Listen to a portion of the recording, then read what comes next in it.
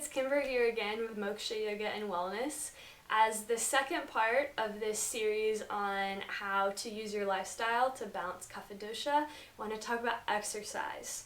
So when we think about Kapha Dosha, we think about the qualities of slow, heavy, dense, dull, cold.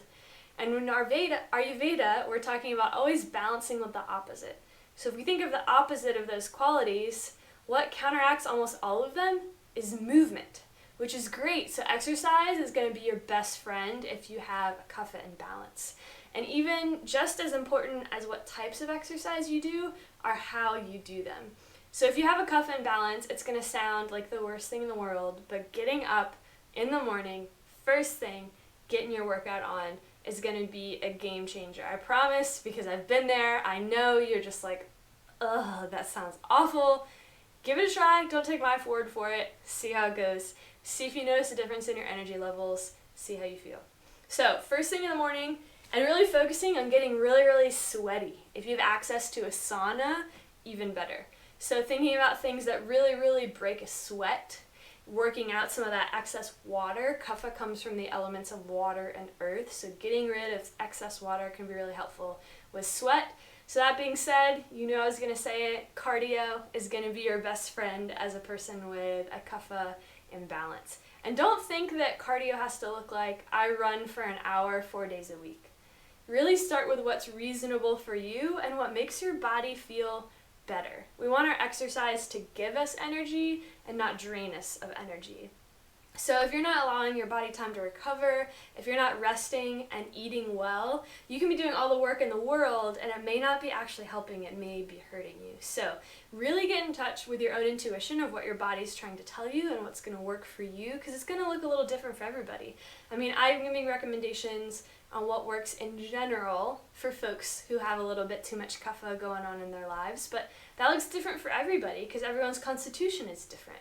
So there may be a person whose kapha bucket is almost full, and that's their natural constitution. So balancing kapha for them, they're not trying to get rid of their kapha, they're not trying to empty their kapha bucket, they're just trying to get it to their perfect ratio of how much kapha they need in their life.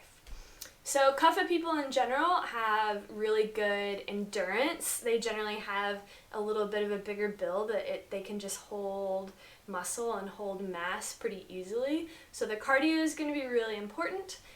Vigorous yoga can be a way that you can do that. I normally don't like to teach that yoga is a workout, but if your yoga is the goal to balance your mind is going to be best balanced when you don't have an excess of kapha. So this is where that hot power vinyasa flow comes in, or just any sort of vinyasa flow, which really doesn't work so well for pitta and vata folks, but for kapha people, it may be the best medicine. And that's why Ayurveda is so great, is that everything is so individualized. What may be eviscerating for one person may be actually really helpful for another person. So getting up in the morning, getting your sweat on, thinking about really flowy vinyasas and other forms of cardio.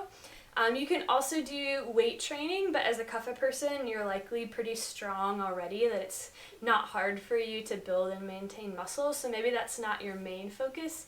Maybe the cardio portion is your main focus.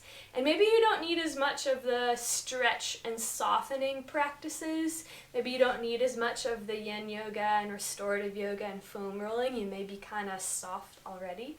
So I hope these were some general guidelines, but like I said, experiment and see what works for you. You are the world's leading expert in your own body. I can just provide ideas and guidelines that I've seen work over the years, but you have to know what works for you.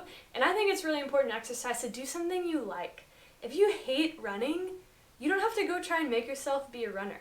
There is a really fantastic hip-hop cardio workout dance class that I love with Elisa Hamlin at Dance Club Asheville. It's up north, almost on the border of Woodfin. You can check out that. You can do rowing, you can do biking, you can do swimming. You can just go hiking. I mean, we live in the beautiful mountains of western North Carolina, and a lot of us live here for the chance to go play outside in those mountains. So use that to your advantage. Make your exercise something that you like.